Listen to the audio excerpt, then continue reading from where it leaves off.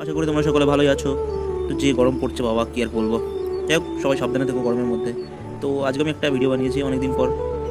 তো আমি এখন মর্নিং ওয়াকে যাই, মানে ওয়াক না, দৌড়াতেই যাই সকালবেলা। তো এই যে আমাদের এখানে একটা ব্রিজ আছে ভাইনার ওখানে, তো ওই ব্রিজটার ওখানে ওই পর্যন্ত আসি আমি। তো এই যে দেখতেই পাচ্ছ সকালবেলা প্রকৃতিটা কত সুন্দর লাগছে, চারিদিকে সবুজ। তো আমি ওই জন্য ভিডিওটা করলাম।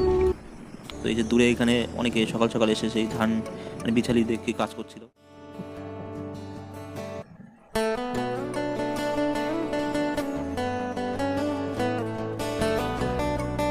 দৌড়ানোর পর আমি এখানে এসেছিলাম ছবি তোলার জন্য, এবং একটু যাই হোক, ভালো লাগছিল দূরের থেকে।